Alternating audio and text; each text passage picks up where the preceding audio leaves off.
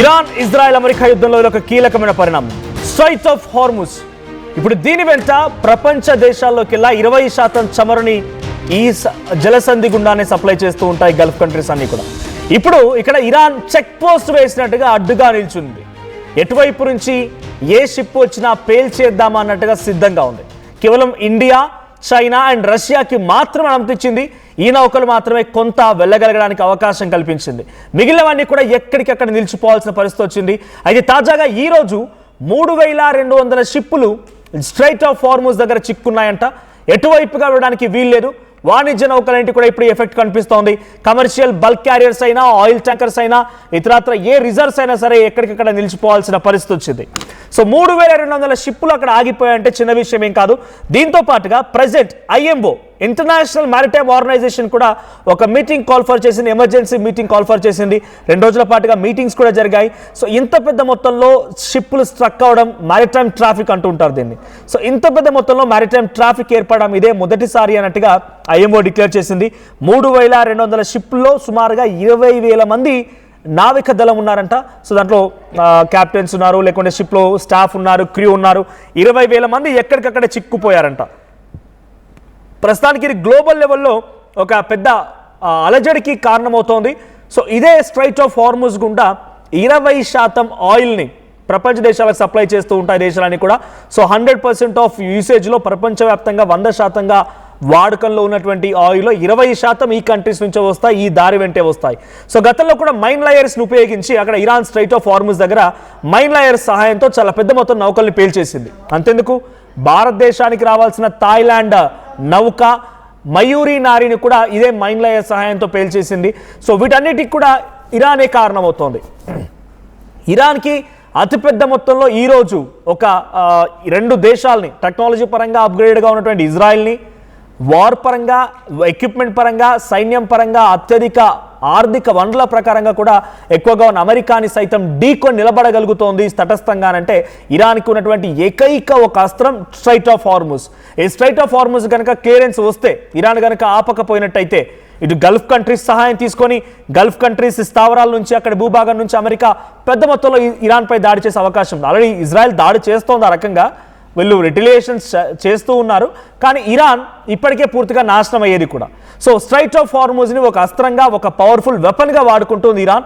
So ఇదే క్రమంలో 3200 షిప్పులు ఆగిపోయాయట. అయితే ఓన్లీ ఇండియాకి సంబంధించి మాత్రమే ఇండియన్ షిప్సే సుమారుగా 35 నౌకలు అక్కడ ఆగిపోయాయంట. ఇండియాకి రావాల్సినవి 35 నౌకలు ఆగిపోయాయి. దాంట్లో బల్క్ క్యారియర్స్ ఉన్నాయి, ఆయిల్ ట్యాంకర్స్ ఉన్నాయి. సో ఇండియాకి రావాల్సినవన్నీ కూడా ఆగిపోయాయి. మరి ఇండియాకి క్లియరెన్స్ ఉంది కదా, రష్యా, ఇండియా, చైనా రావడానికి అవకాశం ఉంది కదా, వాటికి ఇరాన్ క్లియరెన్స్ ఇచ్చింది కదా, వెళ్ళడానికి అవకాశం కల్పించింది కదా అని అంటే ఇక్కడ ట్రాఫిక్ ఏర్పడింది. జనరల్లీ హైదరాబాద్ రోడ్స్ పై ఇలాంటి ట్రాఫిక్స్ ఉంటూ ఉంటాయి. ఇది 39 కిలోమీటర్ల ఒక జలసంధి. ఈ 39 సుమారుగా 32 నుంచి 39 కిలోమీటర్లు. సో ఈ 30-35 కిలోమీటర్ల ఈ స్ట్రైట్ ఆఫ్ హార్ముజ్ ఈ జలసంధిలో 3200 నౌకలు ఉన్నాయంటే అర్థం చేసుకోండి ఏ స్థాయిలో అక్కడ మ్యారిటైమ్ ట్రాఫిక్ క్రియేట్ అయిందనేది. మ్యారిటైమ్ ట్రాఫిక్ ఏ స్థాయిలో ఉందనేది మీరు అర్థం చేసుకోవచ్చు. ఇఫ్ ఇట్ ఆల్ దేర్, మీ చేతిలో ఫోన్సే కనుక ఉంటే I would like to guide you, మిమ్మల్ని గైడ్ చేస్తాను. మీరు గూగుల్ ఓపెన్ చేసి మ్యారిటైమ్ ట్రాఫిక్ అని కొట్టండి. సో మ్యారిటైమ్ ట్రాఫిక్ అని మీరు టైప్ చేయగానే మీకు ఫస్ట్ వచ్చిన వెబ్సైట్ని ఓపెన్ చేయండి. ఆ వెబ్సైట్లో మీరు స్ట్రైట్ ఆఫ్ హార్ముజ్ వరకు వెళ్ళండి. మీకు కనుక వరల్డ్ మ్యాప్ ఐడియా ఉంటే దుబాయ్ పక్కనే స్ట్రైట్ ఆఫ్ హార్ముజ్ దగ్గరికి వెళ్ళండి. అక్కడ ఒక్కసారి చూడండి ఎంత మేరకి రెడ్ కలర్ డాట్స్ కనబడుతున్నాయి, గ్రీన్ కలర్ డాట్స్ అనేది.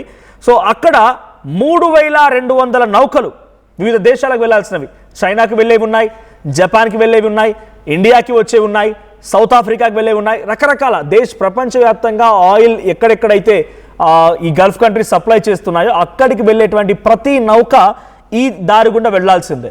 సో సౌదీ కంటే ఇంకోవైపు అవకాశం ఉంది, ఎటు బాబెల్ మండి నుంచి, అంటే టువర్డ్స్ రెడ్ సీ వైపు నుంచి కూడా అవకాశం ఉంది సౌదీకి. కానీ అక్కడ హౌతీలు తీసేసుకొని కూర్చున్నారు.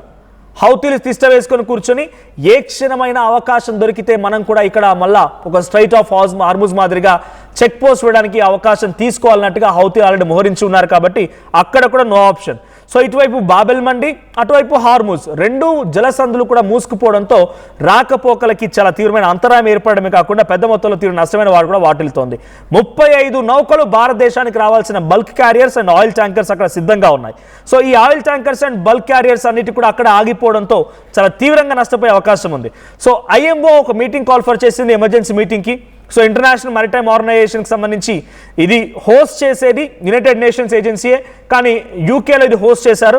సో 175 దేశాలు దీంట్లో పార్టిసిపేషన్ ఉన్నాయి. సో ఏషియా నుంచి India, China, Japan, South Korea, Indonesia, Saudi Arabia, UAE, దీంతో పాటుగా యూరోపియన్ కంట్రీస్ సంబంధించి united UK, Germany, France, Italy, Norway, Greece, America, Canada, Brazil, Mexico, American continent సంబంధించి ఆఫ్రికా నుంచి South Africa, Egypt, Nigeria, Kenya ఇవన్నీ ఉన్నాయి. So మొత్తంగా 175 member states ఉంటే దీంట్లో వాళ్ళ డెసిషన్కి వచ్చింది ఏంటంటే ఇమ్మీడియట్గా కనుక మన స్టేట్ ఆఫ్ హార్ముజ్ని రిలీజ్ చేయించుకోలేకపోతే ప్రపంచంలో ఇన్ఫ్లేషన్ చాలా భారీ స్థాయిలో పెరిగే అవకాశం ఉంది. బికాజ్ ఆయిల్ అక్కడ నుంచి రావాల్సిందే. వన్స్ ఆయిల్ స్ట్రక్ అయిపోయింది అనుకోండి, ఏదైనా ట్రాన్స్పోర్టేషన్ హైదరాబాద్ నుంచి ఉదాహరణకి విజయవాడ వెళ్ళాలి.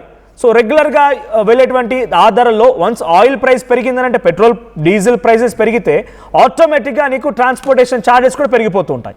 వన్స్ ట్రాన్స్పోర్టేషన్ ఛార్జ్ పెరిగిందనంటే ప్రతి గూడ్స్ పైన నీకు అధిక మొత్తంలో ధరలు కూడా పెరిగే అవకాశం ఉంటుంది. సో వన్స్ ఆయిల్ అనేది పెరిగితే దాని ఇంపాక్ట్ ద్వారా ఎన్నెన్ని ధరలు పెరుగుతాయి, ఏ రకంగా ఉంటుందో అందరికి తెలిసిందే. కాబట్టి ఇప్పుడు ఉన్న సిచ్యువేషన్లో ఆ ప్రైజెస్ హైక్ అవుతాయనంటే డెఫినెట్గా అందరం ఇబ్బంది పడక తప్పదు. కాబట్టి అది అలా ఉండకుండా ఉండాలి, ఇన్ఫ్లేషన్ స్టార్ట్ అవ్వకుండా ఉండాలంటే మనం వెంటనే స్ట్రైట్ ఆఫ్ హార్ముజ్ నుంచి వాటిని రప్పించుకోవాలి. మళ్ళీ ఫ్రీ వేని మీరు యుద్ధం చేసుకోండి, ఏమైనా చేసుకోండి, మాకు కావాల్సింది స్ట్రైట్ ఆఫ్ హార్ముజ్ నుంచి మా నౌకలు రావాల్సిందే, మాకు ఎట్టి పరిస్థితుల్లో మాకు రావాల్సిన ఎక్స్పోర్ట్స్ మీరు ఆపడానికి వీలు లేదు అన్నట్టుగా చాలా భీష్మించుకొని కూర్చున్నా. ఇక్కడ ట్విస్ట్ ఏంటనంటే ఇంతటి స్థాయిలో ఒక సమస్య వస్తుంది, ఇంతటి స్థాయిలో అన్ని దేశాలు ఏకమైపోతాయి, ఒక ఐఎంఓ మీటింగ్ జరిగిందనే విషయం ఇరాన్కి ఎప్పుడో తెలుసు. బికాజ్ ఇరాన్ ఏమంటుంది, ఇక్కడ అమెరికానే మాపై దాడి చేస్తుంది, మేము ఎక్కడ కూడా అమెరికాపై దాడి చేసిన దాఖలాలు లేవు, ఇజ్రాయెల్ మాపై దాడి చేస్తోంది, మేము ఫస్ట్ ఇజ్రాయెల్పై దాడి చేయలేదు, వాళ్ళే మాపై దాడి చేస్తున్నారు, కాబట్టి మేము మా రక్షణగా మేము ఇక్కడ అడ్డుకొని ఉన్నాం, మీరు ఏదైనా ఒత్తిడి తీసుకోవాలంటే ఫస్ట్ వాళ్ళని ఒత్తిడి తీసుకొని వాళ్ళు యుద్ధం ఆపేయమని చెప్పండి. సో వాళ్ళు యుద్ధం ఆపేస్తే మేము యుద్ధాన్ని ఆపేస్తామన్న రకంగా ఇరాన్ దీన్ని ఒక మధ్యవర్తిత్వంగా కూడా ఉపయోగించుకునే అవకాశం కూడా ఉంది. So north Korea, Russia, China అన్నీ కూడా ఈ ఐఎంఓలో ఉన్నాయి, ఇంటర్నేషనల్ మారిటైమ్ ఆర్గనైజేషన్ సంబంధించి ఆ 175 స్టేట్స్లో వీళ్ళు కూడా ఉన్నారు. సో వీళ్ళు ఇనిషియేట్ తీసుకోవచ్చు, అమెరికాని కార్నర్ చేయొచ్చు, అమెరికాని కార్నర్ చేసి అమెరికాని అన్నిటికీ కారణమైన రకంగా చూపించవచ్చు, there is a chance. So Iran దీనికోసమే ఇన్ని రోజుల పాటుగా స్ట్రైట్ ఆఫ్ హార్ముజ్ని ఆపగలిగింది. ఒకవేళ అదే లేకపోయి ఉంటే కనుక వాళ్ళు కొట్టుకుచేస్తున్నారు మనకేంటన్నట్టుగా ప్రపంచ దేశాలన్నీ కూడా చూస్తూ ఊరుకునేవి, కానీ ఏమాత్రం మాట్లాడకపోయేవి. వన్స్ ఎప్పుడైతే ఈ స్ట్రైట్ ఆఫ్ హార్ముజ్ని ఆపేశారో ప్రపంచ దేశాల్లో ఒక అలర్ట్ మొదలైంది. చూడండి, ఎక్కడో స్ట్రైట్ ఆఫ్ హార్ముజ్లో అక్కడ నౌకల్ని ఆపేస్తే మన భారతదేశంలో గ్యాస్ ధరలు పెరగడం ఏంటి, మనం తినే టిఫిన్ పైన 10 రూపాయలు పెరగడం ఏంటి, మనం తినేటువంటి రెగ్యులర్గా హైదరాబాదీ బిర్యానీలో ఒక 50 రూపాయలు పెరగడం ఏంటి, కొన్ని రెస్టారెంట్స్ ఏకంగా మనం ఫేమస్గా ఇష్టపడి వెళ్ళి తినేటువంటి రెస్టారెంట్స్ మూతపడడం ఏంటి, అంటే ఎక్కడో ఒక ట్రిగర్ నొక్కితే ఇక్కడ వరకు దాని బ్లాస్ట్ వినిపించింది. సో అలాగే ఇరాన్ ఏం చేసిందని అంటే ఎలాగైనా సరే దీన్ని నేను కనుక హోల్డ్ చేసుకోలేకపోతే డెఫినెట్గా అక్కడ ఏం జరిగినా ఎవరు పట్టించుకోరు, నన్ను గురించి ఆలోచించే వాళ్ళే ఉండరు, ఈ అమెరికా, ఇజ్రాయెల్ మొత్తం కలిసి నన్ను పూర్తిగా తునాతునకలు చేసేస్తాయి. కాబట్టి దాన్ని ఒక అస్త్రంగా వాడుకుంది.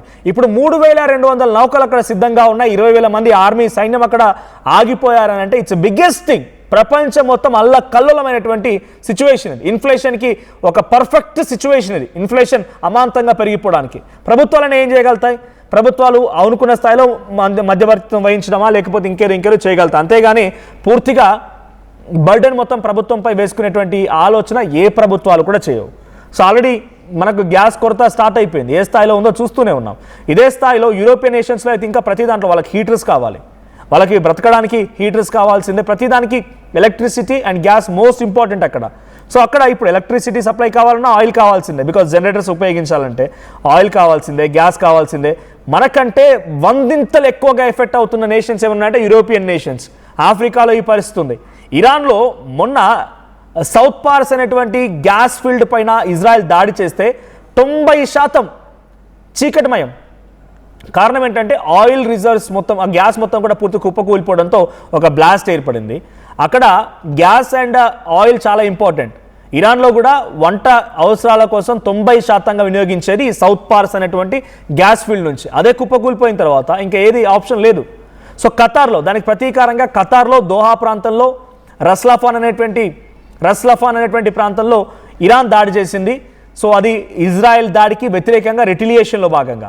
సో ప్రపంచ దేశాల్లో 20%